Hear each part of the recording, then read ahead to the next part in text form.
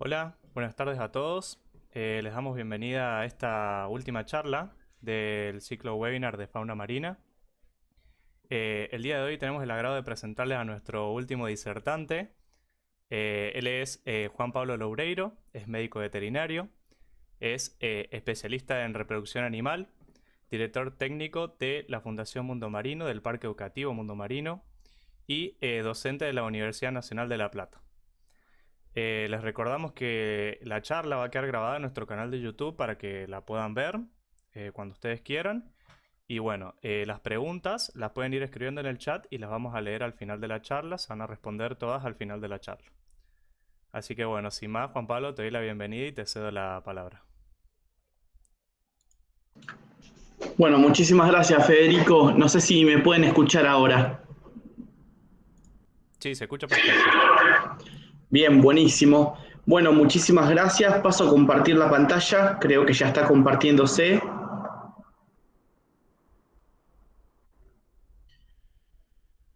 Federico, yo no sé si se puede ver la presentación en este momento. Sí, se ve perfecto, Juan Pablo. Bueno, muy bien. Bueno, en primer lugar quería agradecerle al Grupo Fauna de la Facultad de Ciencias Veterinarias de la Universidad Nacional de Río Cuarto. La verdad que el Grupo Fauna de esta Facultad de Veterinaria ha venido teniendo un desempeño y un trabajo con Fundación Mundo Marino, con nosotros, ya hace mucho tiempo.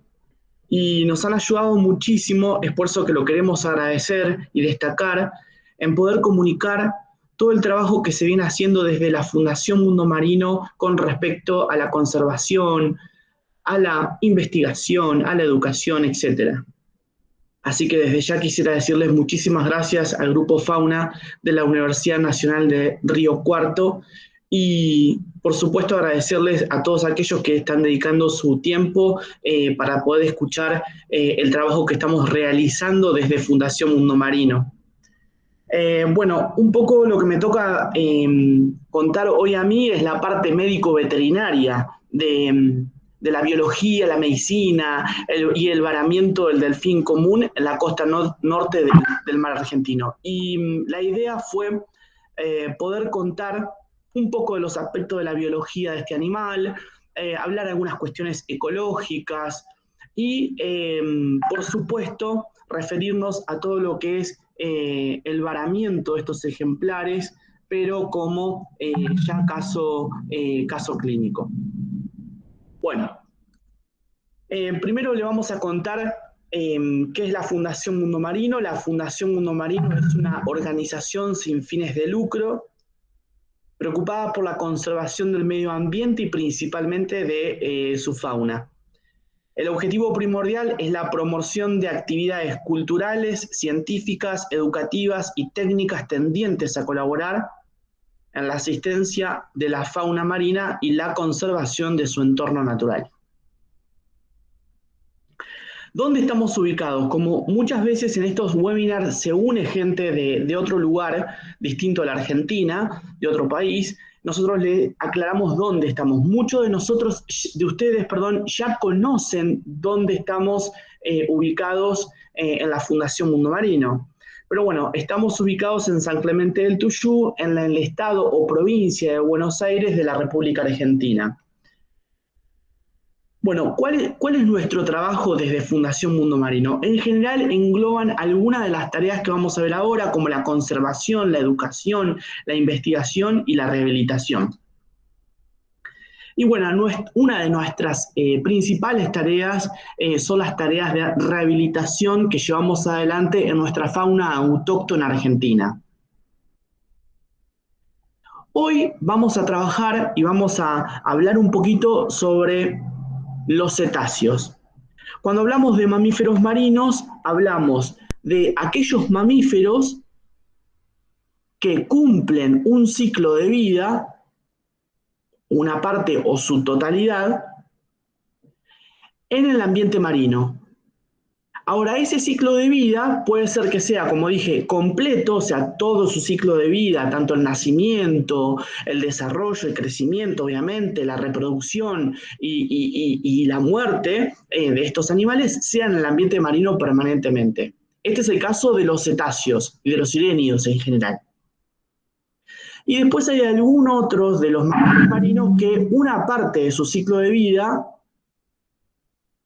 como por ejemplo la alimentación y las migraciones, la cumplen en el ambiente marino. Y el resto del ciclo de vida lo pueden llegar a hacer o lo hacen en el ambiente terrestre. ¿De quién vamos a hablar hoy? Bueno, si nos enfocamos en el delfín común, vamos a enfocarnos en los cetáceos. Hay muchas especies de cetáceos presentes en nuestro país, ballenas, delfines y marsopas en general. Nuestro mar argentino es un mar que tiene una gran biodiversidad y esa biodiversidad está, formada y completada por varias especies de cetáceos y dentro de esos cetáceos, vuelvo a repetirlo, tenemos ballenas, delfines y marsopas como los grandes grupos para observar. Cuando llegan a nuestro centro de rescate y rehabilitación cetáceos, hay algunos que son más frecuentes de ver y otros menos frecuentes de ver. Y tenemos algunos que son muy frecuentes, como por ejemplo la franciscana, la ballena jorobada, otros que son un poco menos frecuentes pero que están en aumento, como el caso del delfín común, y otros que son muy escasos y hay muy poquitos reportes, son el ejemplo de la marsopa de anteojo. Esto es para que ustedes lo puedan ver. Hay, distinto grado de varamiento de las distintas especies que llegan a nuestro centro de rescate y rehabilitación. Y hay mucha causa, o hay una gran diversidad de causas de varamiento, dentro de las cuales podemos destacar aquellas que son producidas por el impacto antrópico, que puede ser impactación por basura, contaminación ambiental, escasez de alimento, etc.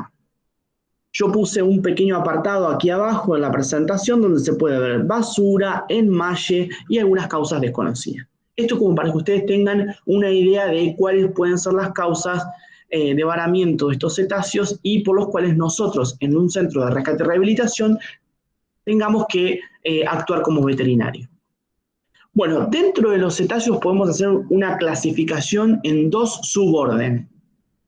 Un suborden que es llamado misticetos y otro suborden que es el llamado odontocetos. Bueno, los odontocetis, que es el suborden, son aquellos cetáceos que son dentados, presentan diente en sus arcadas dentarias, en su hueso maxilar y en su mandíbula. Y para el caso del suborden misticetos, se conforman por aquellos cetáceos que son barbados. En sus arcadas, dentarias, donde estarían implantados los dientes, no hay dientes, sino que hay barbas. Tanto en el hueso maxilar como en el hueso mandibular se encuentran barbas. Esto es como una clasificación para que ustedes tengan una idea y se vayan introduciendo en el tema. El animal de estudio que hoy vamos a desarrollar es un delfín, es el delfín común, y está dentro del orden Odontoceti. Bueno, dentro del orden de los odontocetos hay 10 familias. Esto es algo, vuelvo a decirlo, introductorio para que ustedes se vayan ubicando en el tema, aunque muy bien lo explicó ya Gisela y Rocío en las dos presentaciones anteriores. Y justamente hay una familia que es muy importante, que es la familia Delphinidae, que tiene al menos unas 33 especies. Pero nosotros vamos a estudiar, vuelvo a repetirlo, el delfín común, que está dentro de esta familia, la familia Delphinidae. Bueno, ahora sí, vamos a hablar sobre el delfín común. Rocío fue muy claro en todo lo que contó, en las especies, en las conformaciones, genéticas de esta especie, que fue muy claro y muy didáctico. Pero bueno, acá tenemos un ejemplar que se puede ver, que es el delfín común de pico corto. Esto lo explicó Rocío, los tipos de delfines común que existen. Algunas características del delfín común, bueno, los machos llegan a pesar 110 kilos, las hembras 90 kilos aproximadamente. Hay un desconocimiento acerca del peso de las crías al nacer. Y en cuanto a la anatomía externa, hay algunas particularidades para poder identificar morfológicamente a la especie. como por ejemplo aletas pectorales oscuras, pequeñas, puntiagudas,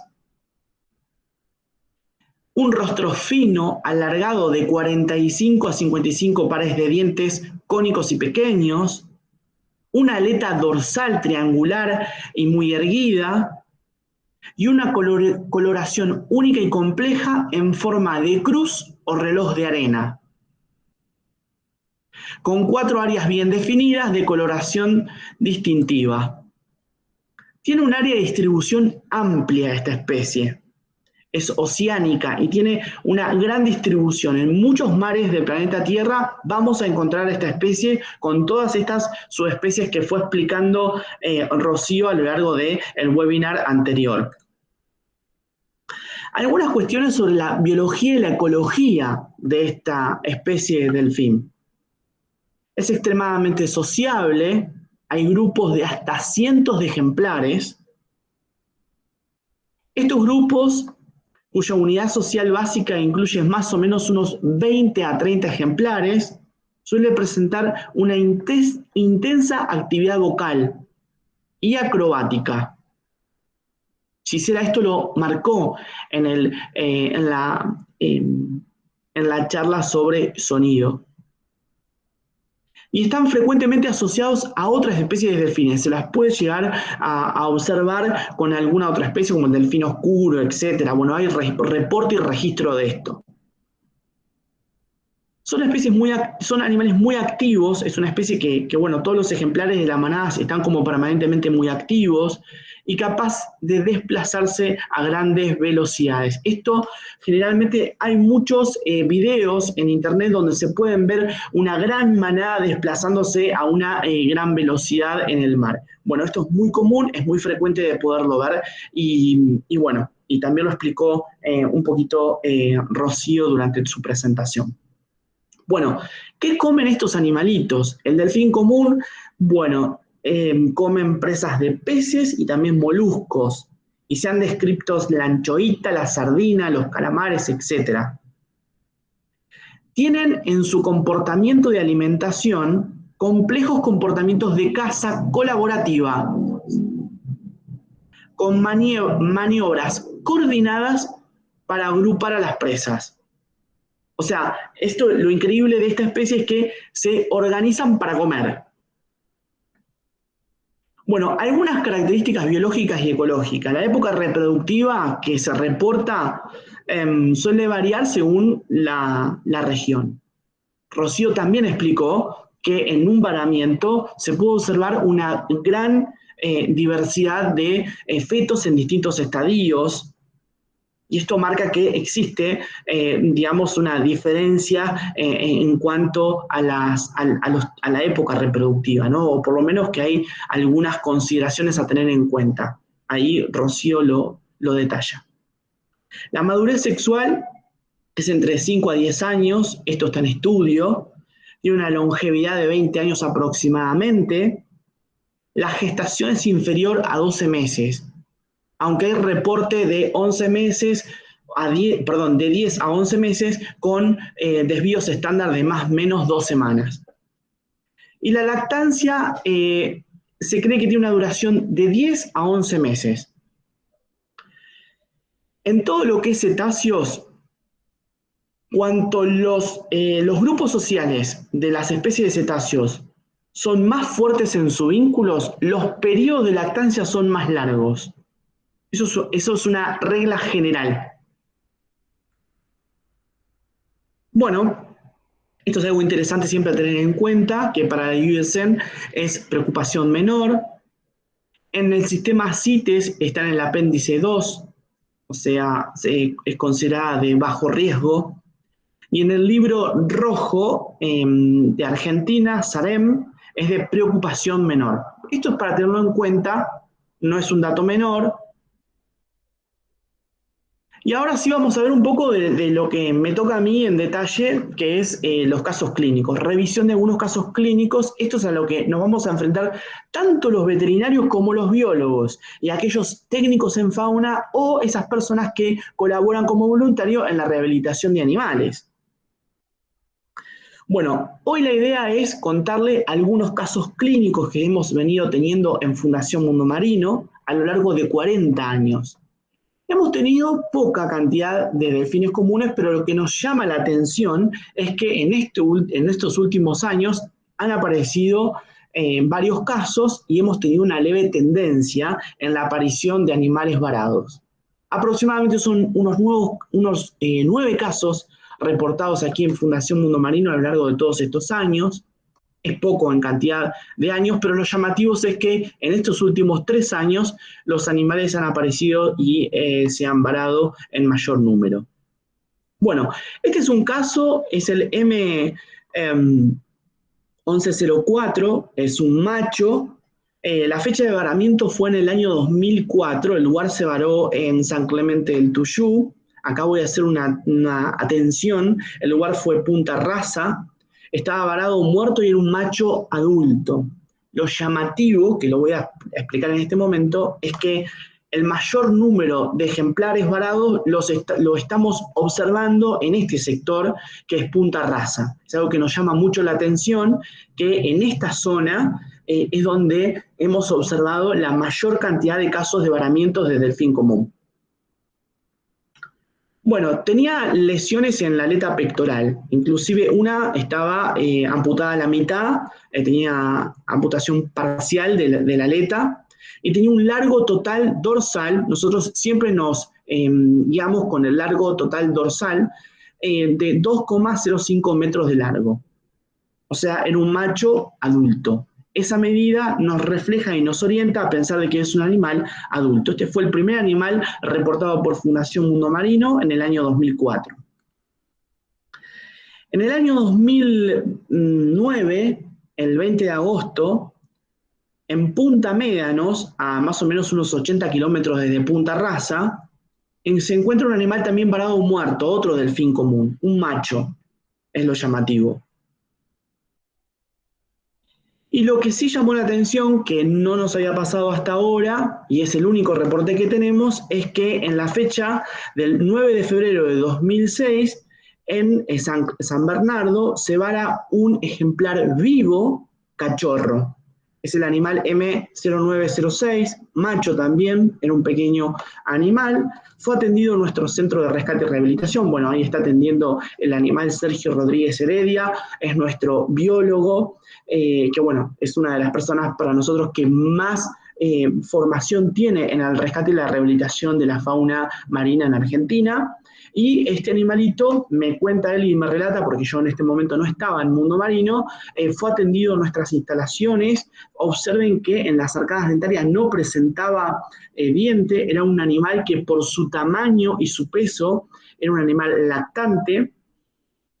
Medía un largo total de 1 metro y el peso era de 12 kilos. Vuelvo a repetir, cuando hablamos de largo total, siempre estamos indicando el largo total dorsal.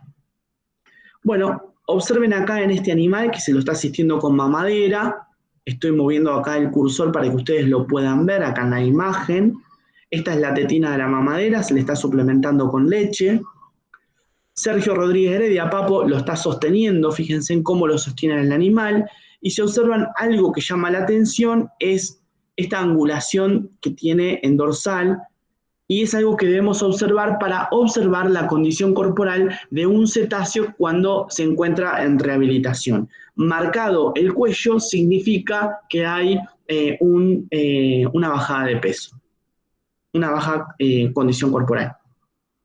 Bueno, luego sí ya comienzan a aparecer animales próximos desde el año 2019, que es lo que más nos ha llamado la atención. A partir de aquí empiezan a ingresar mayor número de animales.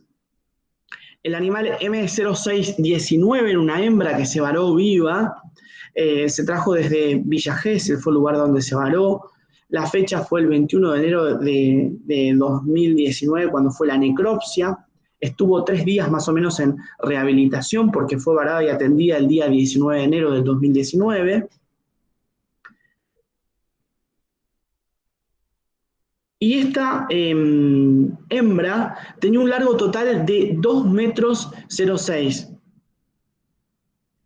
Este animal se trasladó desde Villa Gesell hasta nuestro centro de rescate y rehabilitación. Observen cómo es el traslado. Se traslada el animal colocado sobre colchonetas para disminuir la compresión de los órganos en el interior de su cuerpo.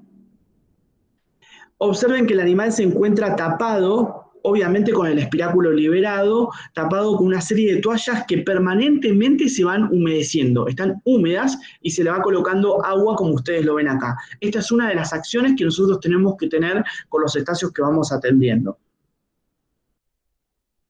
Se lo colocó dentro de un recinto donde fue atendido. Ahí pueden ver cómo Sergio Rodríguez Heredia, Blas Bussi y Federico Sánchez lo asisten. Algunas de las consideraciones que quiero que se tengan en cuenta es la utilización de máscara durante la maniobra y el manejo del animal en rehabilitación. Y es importante cuando se lo coloca luego del traslado dentro de la piscina de rehabilitación, durante un determinado tiempo acompañar el animal dentro de la piscina.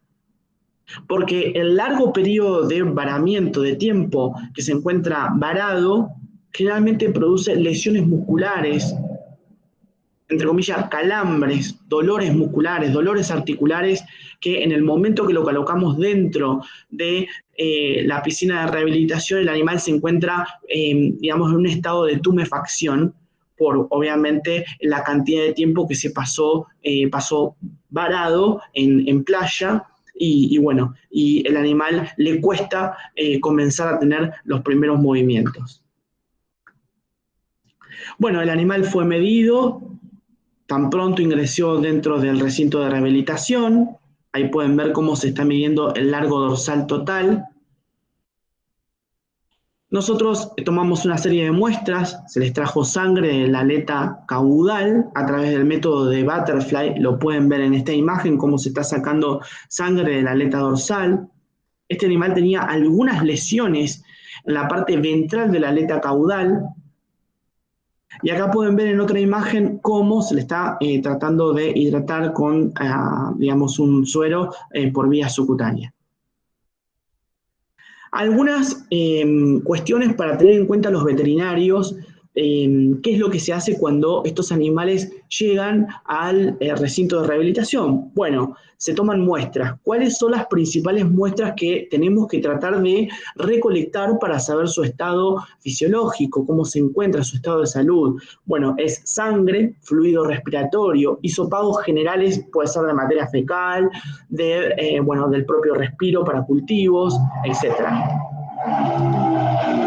Monitoreo. ¿Qué es lo que nosotros tenemos que monitorear? Tenemos que monitorear una frecuencia respiratoria, frecuencia cardíaca, tiempo de llenado capilar, y también se hacen una observación general del animal. Cómo el animal comienza a nadar, cuánto es el tiempo de recuperación donde él por sí solo comienza a nadar, y después hay que observar el tipo de natación que tiene, si lo hace de costado, si se gira, si se choca con algún borde de la piscina, por ejemplo, etc. Estas son algunas de las observaciones dentro del monitoreo que nosotros debemos llevar adelante en el proceso de rehabilitación.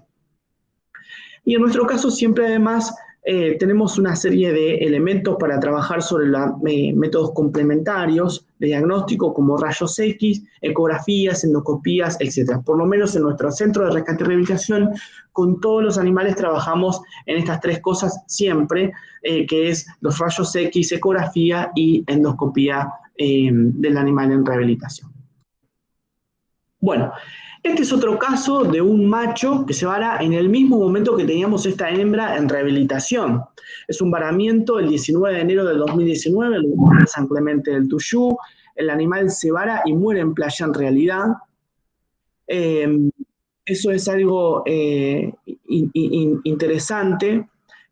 Justo sucede este varamiento en el mismo momento. Por suerte y por desgracia el animal no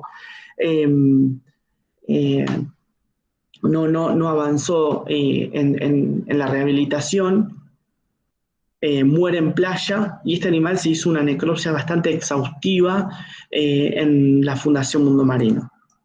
Bueno, fue varado mientras había una hembra en rehabilitación viva. lo cual tener 2 animales en rehabilitación es bastante complejo. Varó en este lugar que se llama Punta Rasa. Bueno, el largo total era de 1,30 m, se realizó la necropsia, y este macho, digamos, pudimos hacer una recolección del semen, como dato de color, del semen, y pudimos recolectar semen de lo que es la zona del epidídimo. Tenía una gran cantidad de semen en todo lo que es cabeza, cola y cuerpo de epidídimo. Bueno, procedimos al congelado de este material genético para conservar la genética de las poblaciones argentinas en nitrógeno. Nosotros contamos con un banco de germoplasma como proyecto de conservación con repositorio de muestras biológicas para la conservación de las especies autóctonas y de la región. Bueno, esta es una técnica que hemos desarrollado donde podemos, a través de aspiración con aguja fina de la cola del epidídimo, del cuerpo, inclusive hasta de la cabeza del epidídimo, podemos recuperar espermatozoides para luego congelarlo. Bueno, acá tiene una imagen de cómo se ve todo el espermatozoide, el semen en microscopía. Nosotros hacemos una rápida evaluación de cómo se encuentra el semen.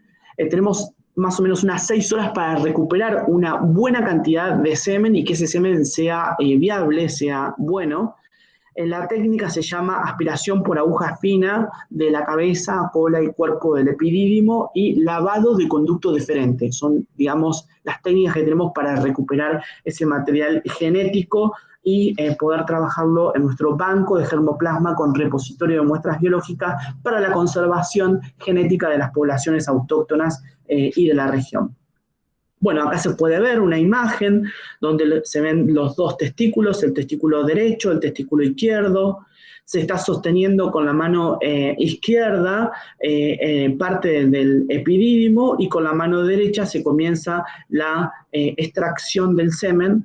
Observen acá en la imagen cómo va aspirándose el semen, y este semen se puede ver y evaluar en el microscopio, como lo pueden ver acá en fresco, para ver su motilidad en masa, su motilidad individual, la cantidad y porcentaje de vivos muertos, etc. Se hace lo que se llama espermatograma. Bueno, algo interesante en el delfín común, en esta especie, es que los testículos son muy grandes y desarrollados, miden aproximadamente 20 centímetros de largo por unos 8 centímetros de diámetro o más. Estos testículos que están acá, lo pueden ver. Tienen una gran irrigación, esto es positivo, observar un testículo de un animal que tiene esta irrigación y esta coloración. Y bueno, es algo notorio comparado con otro tipo de testículos de cetáceos dentro de la familia de los delfines. Yo creo, por lo menos de los que hemos visto en necropsia, delfines Turcius truncatum, de marsopas de anteojo, marsopas espinosas, también orcas varadas en playas. Esta es una de las especies que mayor desarrollo testicular tiene en cuanto a tamaño y peso. Bueno, algunas características es cuando hicimos una coloración pudimos encontrar algunas células. Las células que se encuentran son las células epiteliales, no se pudo observar mayor cantidad de otro tipo de células. El delfín, el M0719, fue un caso bastante interesante, fue este ejemplar varado vivo, muerto en la playa, sin lesiones aparentes en general. Nosotros hicimos un gran muestreo, se muestraron mucha cantidad de órganos. Nosotros ya tenemos un estándar de toma de muestra durante la necropsia que se consideran al menos unas 50 muestras de diferentes órganos de los ejemplares varados y necropsiados. Bueno, se tomaron muestras de corazón, linfonódulos, estómago, vaso. Acá tienen, hígado, glándula adrenal, riñón, etc. Bueno, el diagnóstico vamos a pasar directamente para no leer todo el proceso de lo que se vio en cada uno de los órganos. Bueno, es una esteatosis macrovesicular y muy leve colestasis intracanalicular. Eso es lo que se pudo observar. Esta lesión no orienta a un diagnóstico etiológico específico. O sea, se vio algunas lesiones en los diferentes órganos como se mostraba en la diapositiva anterior, pero no nos orienta a ningún tipo de patología particular. En el caso del vaso fue lo más llamativo, las placas de siderofibrinóticas, esto es lo más llamativo que se pudo observar dentro de la histopatología. Y coloca acá nuestra histopatóloga, la doctora Alejandra Quiroga. Estas placas son muy frecuentes en caninos ancianos, en animales gerontes, y puede representar una secuela de hemorragias previas secundaria a algún trauma en el vaso. O sea, es algo muy general, no fue nada específico el diagnóstico, no nos orientó mucho la histopatología, pero bueno, por lo menos pudimos tener un panorama general de lo que sucedía con los órganos. Este otro caso para mí interesante. Acá lo que vamos a señalar es la forma en la cual y el momento en el cual se vara el animal. La fecha de varamiento fue el 24 de noviembre de 2019, el lugar fue Santa Teresita. El animal varó vivo y muere durante el traslado. Tiene un largo total este animal de 2,25 metros. Se hizo la necropsia. Observen que este animal, se vara en delfín común y se toman una serie de muestras durante el varamiento. Bueno, acá tienen un detalle de todo lo que se pudo observar en el varamiento de este animal y en los distintos órganos, para que ustedes lo puedan ver, la cantidad de órganos que son muestreados, y el diagnóstico nos orientó a una congestión, edema y hemorragia alveolar.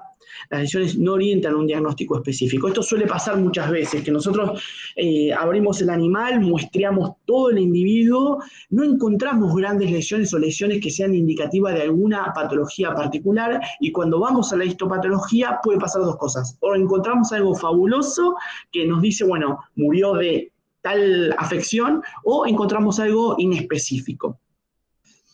Bueno, en este animal hicimos un trabajo, sumamos un trabajo que fue buscar, digamos, a través de PCR, de punto final, la detección del gen P de morbillivirus, y nos dio negativos. Nosotros con este laboratorio de virología de la Facultad de Ciencias Veterinarias de la Universidad Nacional de La Plata, cada vez estamos trabajando más en el diagnóstico de posibles afecciones virales en los distintos mamíferos marinos que varan nuestra costa. Esto lo tenemos como parte de un chequeo. Nosotros chequeamos a veces la prevalencia de estos genes para ver si la población ha estado expuesta a algún tipo de virus. También hicimos la prueba de PCR múltiple para la detección del gen NP de influenza. Y bueno, no encontramos nada positivo, no encontramos una muestra positiva, un resultado positivo a ninguno de estas dos enfermedades, ¿no? Morbillivirus y influenza. Bueno, acá tienen, esto tiene un sonido, este es el caso. Observen el horario en el que se vara el animal y hay que asistirlo. Esto es importante, saber de que muchas veces la atención de estos animales es durante la noche, en horarios muy difíciles, darle una buena atención. Por eso hay que tener un equipo muy entrenado y hay que tener realmente una gran predisposición y una gran colaboración de mucha gente para poder llevar adelante el rescate y la rehabilitación de estos ejemplares. Bueno, otro caso fue de varamiento el 18 de septiembre de 2021 en Costa del Este. Este fue un animal varado muerto, fue el 89-21, fue un macho. Observen la cantidad de machos que se varan. Esto es algo que está prevaleciendo sobre el total de animales, de ejemplares varados, ¿no? Y si ustedes observan, yo estoy contando varamientos que van sucediendo a lo largo de distintos periodos de épocas del año. Lo único que prevalece son algunas regiones, como por ejemplo hay una mayor tendencia a encontrar animales varados de esta especie en Punta Rasa. Fíjense en que dentro de los varados encontramos en mayor número adultos, diferente, por ejemplo, esto sucede algo diferente que sucede en Franciscana, hay un gran número de cachorros varados, por ejemplo. Y también observar comparativamente con lo que Rocío estuvo atendiendo en Patagonia. Ella atendió un varamiento múltiple. Estos son casos aislados, si observamos. En el caso de Rocío, ella presentó un caso de un varamiento múltiple, o sea, una manada se vara prácticamente en la costa. Esto es interesante para empezar a diferenciar los tipos de varamiento. Varamientos de tipos múltiples, como los que contó Rocío, y varamientos de tipos individuales, como los que estoy contando yo. Bueno, alguna cosa interesante, bueno, este delfín común, el 8921, era un macho de largo total 2.23. A esta altura del webinar ya aprendimos todos que 2 metros es característico de un ejemplar adulto. Esta es una medida interesante porque muchas veces a nosotros nos llaman de algún lugar y nos dicen, estoy con un delfín que encontré recién muerto en la playa. Yo no sé qué es, una cría, un adulto, un subadulto. Bueno, por favor, tomarle la medida largo total. Nosotros ya tenemos algunas tablas y reportes de cuáles son los largos totales comparables y compatibles con las edades aproximadas de los animales. Bueno, la necropsia de este animalito, el 8921, se pudo ver parásitos en piel y parásitos en estómago, que nos llamó mucho la atención. El animal, creo que le faltaba un ojo, recuerdo. Este animal le hicimos una necropsia bastante interesante. Recibimos el animal, el 8921, con hallazgos de necropsias en el protocolo impreso. Bueno, es lo que dice. Acá tienen todo el listado de órganos. Ustedes pueden ver la cantidad de órganos que nosotros tomamos muestras. Nosotros ya tenemos un protocolo de toma de muestras para cada cetáceo que vara, y hay que hacer una necropsia. Y el diagnóstico dice incipiente hepatitis no supurativa inespecífica. Hay miosis focal linfoplasmocítica en relación con la estructura pendiente de identificación. ¿Qué es la estructura? Era un posible parásito. Bueno, y observamos en el músculo estas estructuras que nos llamaron la atención. Si ustedes observan, esto es la piel. Esta piel es todo por debajo, tenemos infiltración de grasa. Esto es normal en los cetáceos. Bueno, muchos de ustedes ya lo conocen a esto y lo saben perfectamente. Bueno, se pueden ver las estructuras que nos llamaron mucho la atención. En su interior parecía que tenía quistes, dejaban una especie de hueco en la piel, y en el interior de esa especie de quiste encontramos estas especies de estructuras de característica adiposa en formas de hilo, si ustedes lo pueden observar acá. Esto está visto al microscopio, obviamente, pero lo quiero aclarar. Y en realidad no podemos decir que es un parásito, pero está hoy en estudio. Se pudo observar en la histopatología una cutícula alrededor de la estructura. Y hay algunos reportes de parásitos compatibles con esta morfología. Bueno, otro animal que pudimos ver y estudiar fue el animal M1022, también un macho, varado el 11 de febrero de 2022, el lugar fue San Clemente del Tuyú, nuevamente Punta Rasa. Este fue un macho varado adulto, era un ejemplar geronte, porque creemos que era geronte porque tenía un gran desgaste de su dentadura. Y tenía algunas lesiones en la aleta caudal. Las lesiones en general no cicatrizaban fácil durante el periodo de rehabilitación. Duró 24 horas en rehabilitación. Este animal tenía un largo total de 2,48 metros. Volvemos a lo mismo, es un animal ya adulto. Y lo que pudimos observar, que fue identificado en la ecografía, que había un absceso pulmonar. heridas en la aleta caudal con gran pérdida de sangre, muestras tomamos para brucela por técnicas de BPA y rosa de Bengala. Observen, este animal ingresó a la rehabilitación con algunas heridas de piel en la aleta caudal.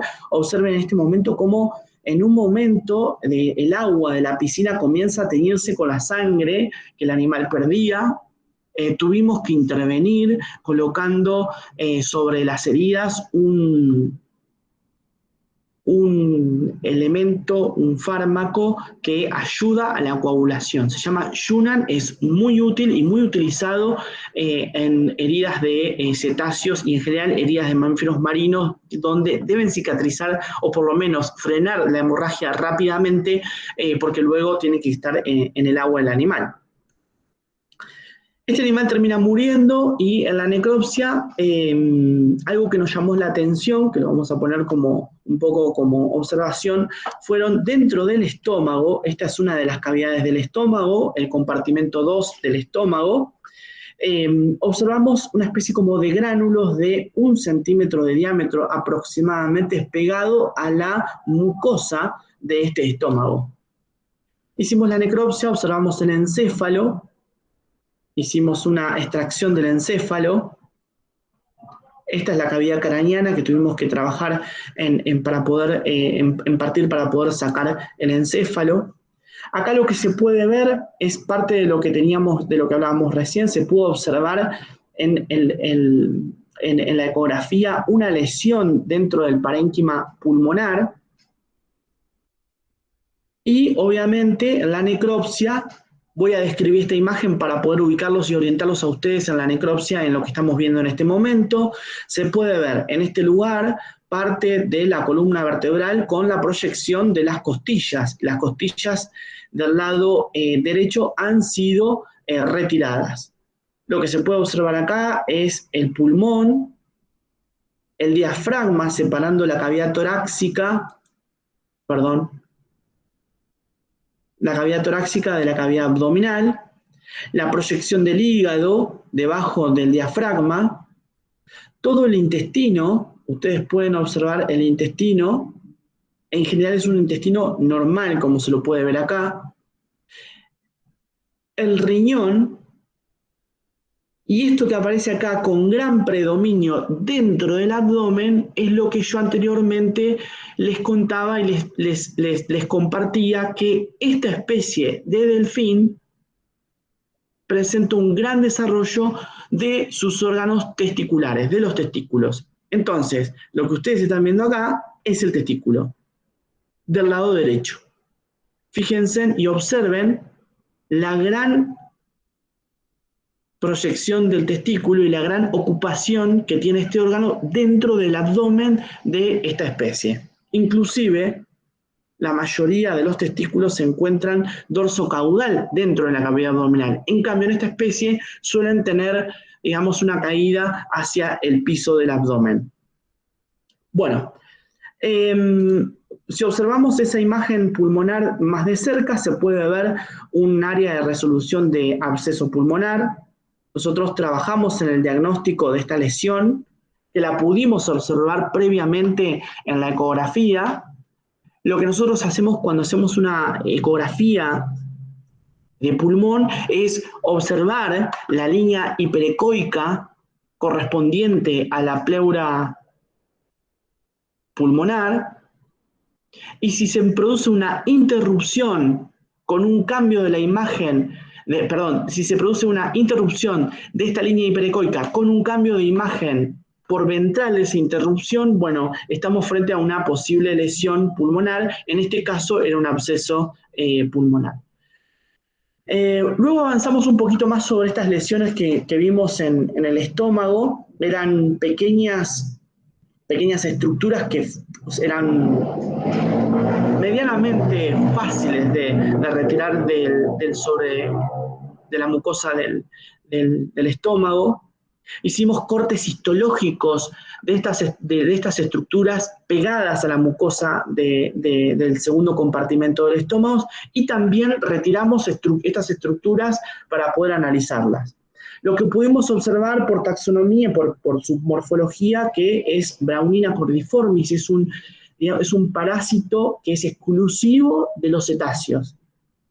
Se llama Braunina cordiformis porque tiene forma de corazón. Los taxónomos observan una forma de corazón. Esto lo pueden buscar. Está reportada ya en Argentina en algunos cetáceos. Nosotros estamos trabajando en poder evaluar a través de genética el tipo de parásito de Braunina cordiformis que tenemos aquí en Argentina. Al corte histológico, como les contaba recién, se pueden ver las estructuras. En su interior se pueden ver una serie de huevos. Estos son los huevos producidos o generados por Braunina. Son pequeños huevos de color ocre. Esto es particular de Braunina cordiformis. Es algo que nos indica que Braunina cordiformis es el parásito que está afectando al cetáceo. Observen acá, es un huevo circular, cáscara fina. Y bueno, para este animal era un delfín, como repasando, es un Delphinus delphis, macho adulto. Bueno, quiero contarles a todos que nosotros, por suerte, mantenemos un presupuesto que nos permite realizar estudios histopatológicos de cada uno de los cetáceos que van en nuestro centro de rescate y rehabilitación. Y esto es algo muy bueno porque genera mucho conocimiento y genera mucha información que construye el conocimiento científico de la especie, el conocimiento propio de la especie. Bueno, algunos de los órganos que fueron evaluados durante la histopatología. Y el diagnóstico, si ustedes observan, es un leve bronconeumonía fibrino-supurativa. Algo que nos llamó la atención es la glándula adrenal tenía una periadrenalitis no supurativa. Nosotros siempre tomamos muestras de glándulas adrenales para poder ver si se presentan o no algún tipo de lesión, y realmente siempre tomamos muestra y no hemos tenido lesiones en glándulas adrenales, pero en este animal sí nos llamó mucho la atención. Nosotros ya tenemos estandarizado un protocolo de toma de muestras, como les contaba anteriormente. Esto nos ha permitido ir descubriendo y dilucidando algunas cosas que no sabíamos, como por ejemplo, existen lesiones y qué tipo de lesiones aparecen en las glándulas adrenales de estos animales.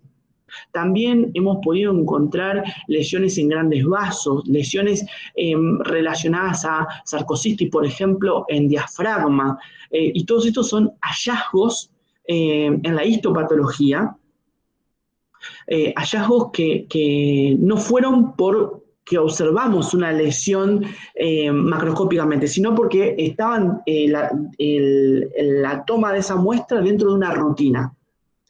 Y esto no es un dato menor porque nos permite empezar a conocer mayor cantidad de afecciones en estos ejemplares. Bueno, la glándula adrenal en el hígado explica que en la histopatología hay una incipiente hepatitis no supurativa multifocal con muy leve colestasis intracitoplasmática y hepatocelular. Las lesiones dice, como comentarios pone, la bronconeumonía descripta resulta compatible con infecciones bacterianas inespecíficas. Ahora, no es un dato menor, ya que podemos también orientar el diagnóstico en este animal a una posible neumonía, y si ustedes observan, este animal tenía un absceso pulmonar. O sea, es compatible lo que nosotros vemos en la imagen ecográfica, lo que nosotros podemos ver en el macroscópico de la necropsia, digamos, de lo que vemos en el momento de la necropsia, con el histopatológico. Con el examen histopatológico. Esto es lo más interesante, o por lo menos lo que más me gusta a mí, ¿no? Que existe una relación, en este caso, que nos orienta a un diagnóstico. Bueno, este video es el caso del ejemplar este.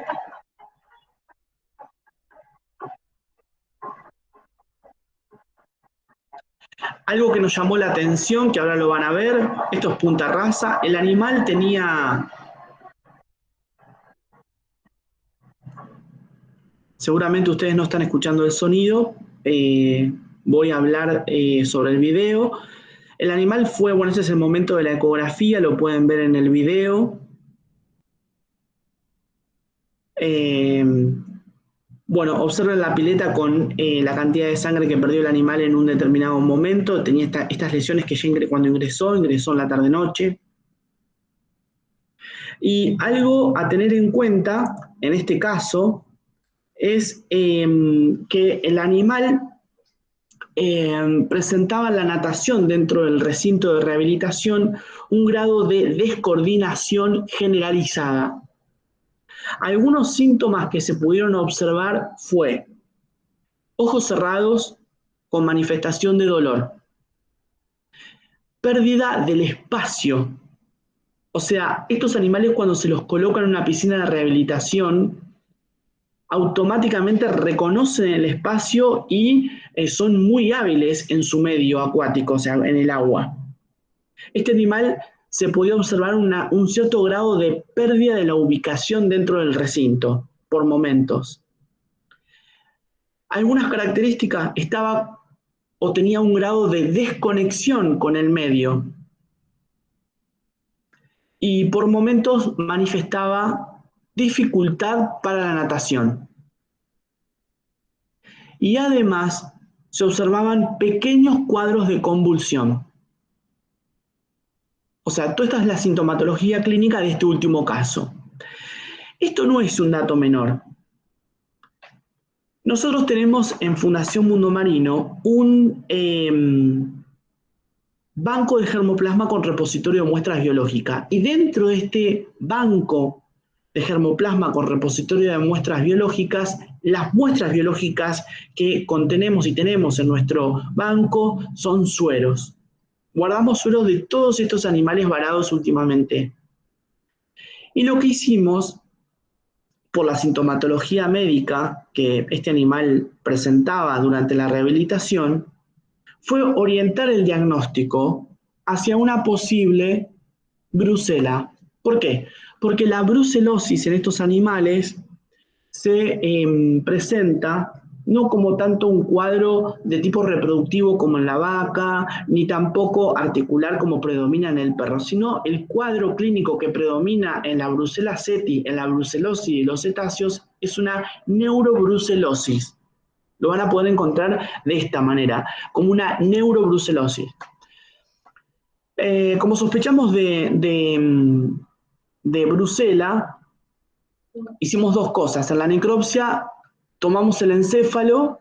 Hoy se está analizando el encéfalo de este animal. No tenemos el resultado aún en la histopatología, pero sí lo que hicimos es juntamos suero de este animal y también con el suero que teníamos guardado en nuestra celoteca de los ejemplares anteriores, hicimos una observación y análisis a través de la prueba rosa de Bengala para Brucela y dio positivo. O sea, esto no es un dato menor, porque puede ser que la causa de varamiento de estos ejemplares que se varan de manera individual, en este caso, en este lugar, en esta región, pueden ser a causa de Brucella seti. Entonces, no descartamos como hipótesis de varamiento cuadros de neurobrucelosis en estos animales. Es algo que estamos estudiando actualmente, no quiere decir que sea así, estamos en estudio, por eso lo contemplamos como una posible causa de varamiento en estos ejemplares, en estos últimos 4 ejemplares varados en nuestro centro de rescate y rehabilitación de fauna marina. Bueno, muchísimas gracias. Estoy disponible para cualquier tipo de consulta. Son más o menos unos 45 minutos el plan para esta presentación. Espero haber llegado, por lo que veo, estoy más o menos en el tiempo esperado de presentación. La idea fue un poco compartir con ustedes casos clínicos en esta especie de delfín que vara en nuestras costas. Desde ya, muchísimas gracias por su tiempo. Estoy disponible para cualquier tipo de pregunta. Y acá tienen en mi diapositiva mi forma de contacto, WhatsApp y correos electrónicos. También me pueden seguir en las redes sociales, Leurero Veterinario, para Instagram y el resto de las redes sociales. Muchas gracias.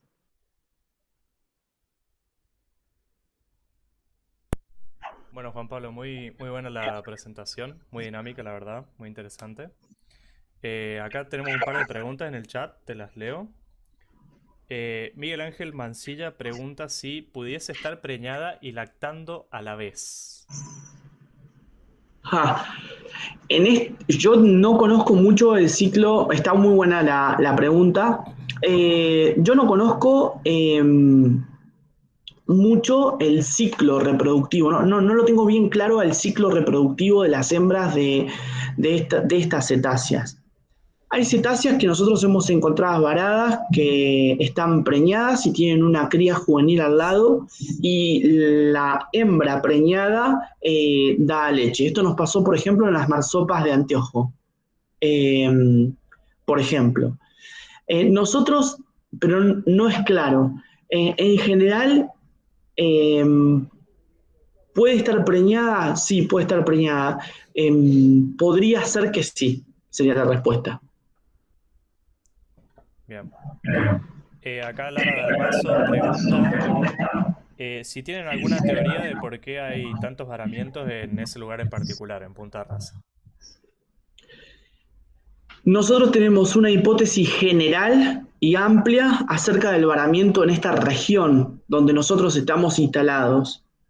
Punta Rasa es un lugar donde disminuye la cantidad de sal en el agua y hay una gran cantidad de agua dulce, porque es la desembocadura del Río de la Plata, o hay parte de la desembocadura del Río de la Plata.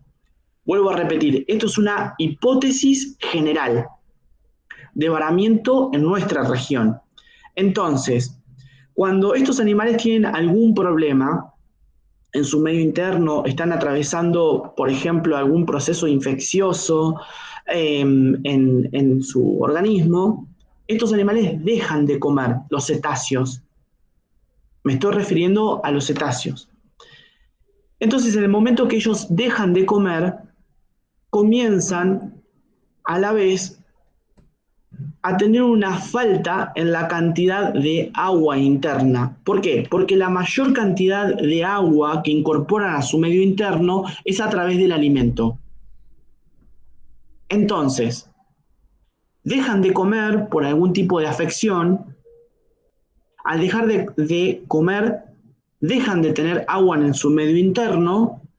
Entonces comienzan a atravesar ellos un cuadro de deshidratación. Y una de las hipótesis es que se acercan a lugares donde hay mayor cantidad de agua dulce, como por ejemplo Punta Rasa, comparado con, por ejemplo, Punta Médanos. Y en ese lugar intentan tomar agua. Esto es una hipótesis general. Se acercan en el momento de cuadro de deshidratación a lugares donde hay mayor cantidad de agua salada, o, perdón, mayor cantidad de agua dulce. Espero haber sido claro. Eso es una hipótesis general. Para el caso de estos varamientos simples que hemos tenido a lo largo del año 2019, 2020, 2021, que lo fuimos revisando, nosotros estamos teniendo como hipótesis animales gerontes y una segunda hipótesis que sean animales varados por un proceso o un problema de neurobrucelosis. Por eso estamos tratando de orientar el diagnóstico hacia Brucella cetis. Brucella, en general, en estas especies, produce placentitis, está reportado en un cachalote en un cogia, breviceps, cachalote pigmeo. Hay reportes de Brucella ceti en delfines comunes del Reino Unido, por ejemplo. Hay reportes de Brucella ceti que afecta a cetáceos produciendo orquitis, epididimitis, problemas reproductores como sucede, por ejemplo, en la vaca. También hay reportes de algunos cetáceos que tienen lesiones articulares. Las mayores lesiones articulares se producen y se pueden observar causadas por Brucella ceti en la articulación atlanto-occipital. Pero en general, Brucella ceti produce un cuadro de neurobrucelosis, un cuadro nervioso a nivel del sistema nervioso central, con lesiones, perdón, a nivel del sistema nervioso central. Por eso es que para nosotros fue muy llamativo y nos orientó en el diagnóstico de brucela la sintomatología clínica que presentó el último animal, que hay un embotamiento con dolor, con pérdida y desconexión del medio, se chocan las paredes del medio donde ellos se desplazan. Es por esto que tenemos orientado hoy en estos casos el diagnóstico hacia Brucella cetis con un cuadro de presentación de neurobrucelosis. Nosotros tenemos en nuestro centro ya como rutina para los cetáceos que se varan la prueba de rosa de Bengala. Esto nos permite rápidamente tener un diagnóstico en el animal. La prueba de rosa de Bengala se hace con el reactivo de rosa de Bengala y suero del animal. También tenemos algunos kits de diagnóstico rápido en sangre para Brucella cetis. Y todos los animales que ingresan ahora a nuestro centro de rescate y rehabilitación, dentro del chequeo de rutina, el análisis de fluido respiratorio que vimos, la extracción de sangre, las ecografías, la endoscopía, el monitoreo, nosotros realizamos una prueba de rosa de Bengala. ¿Por qué?